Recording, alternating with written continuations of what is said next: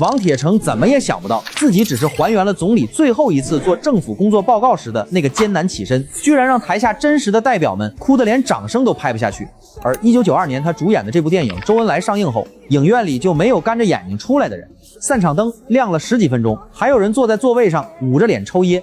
大家之所以被这一个简单的起身彻底戳破防线，是因为王铁成演的根本不是表演，而是总理晚年最真实的病痛和倔强。而这份极致的逼真背后，是王铁成哪怕拼掉半条命也要去贴合角色的执念。他演周总理演了10几年，中青年时期的神态举止早已炉火纯青，可总理晚年被癌症折磨的双颊深陷，骨瘦如柴，连站立都要拼尽全力。他就明白靠化妆根本演不出这份沉重，所以他开始了近乎自虐的断食，每天基本不吃粮食，就啃几口西红柿、黄瓜，喝一点水，维持生命体征。家里人看着他一天天瘦下去，颧骨凸起，眼窝深陷，心疼得直掉眼泪，反复劝他别这么拼。可王铁成态度异常坚定，满心都是还原总理的模样。他始终觉得总理当年被癌症折磨的痛苦，远远不是自己这点付出能比的。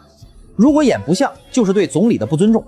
就这么熬了9个月，他瘦了整整20斤，身上一点多余的肉都没有，穿上中山装，风一吹都能晃的。有人说他傻，为了一个角色拿自己的身体开玩笑，可王铁成不这么认为，在他心里，这不是角色，这是他要守护的信仰，是亿万中国人刻在心里的周总理。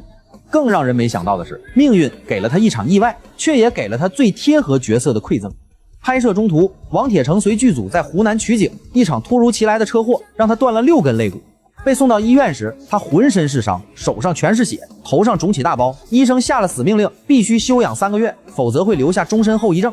可王铁成躺在病床上，脑子里想的不是自己的伤，而是拍戏的进度。导演丁荫南赶到病房，看到他的伤势后，既心疼又着急。而王铁成即便虚弱不堪，也始终惦记着拍摄，一心想要尽快重返剧组。甚至这场车祸对王铁成来说也不是一场意外，是天意。原来车祸后他留下了走路不稳的后遗症，每走一步都摇摇晃晃，像踩在棉花上。可这偏偏就和晚年被病痛折磨的周总理状态一模一样。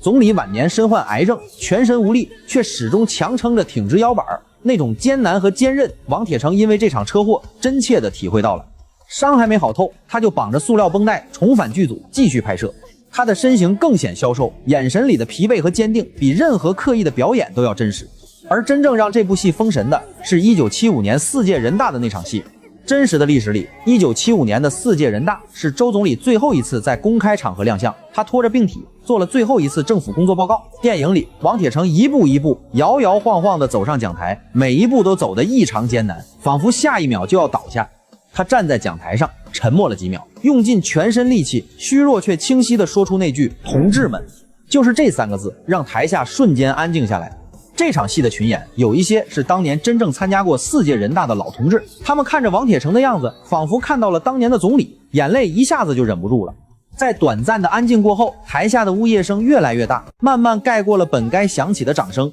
有人捂着脸哭，有人低着头抹眼泪。那一刻，没有人是在演戏，所有人都在借着这个场景再次怀念，再次送别我们敬爱的周总理。这部电影能这么震撼，不只是王铁成一个人的功劳，整个剧组都在拼命。为了还原总理的中山装，服装师跑遍了好几个地方仿制，可王铁成试穿后总觉得差点什么。后来总理的警卫秘书知道了，破例从博物馆取来了总理生前穿过的衣服，王铁成一穿上，差的那一点就被补上了，差的原来是总理的一点神韵。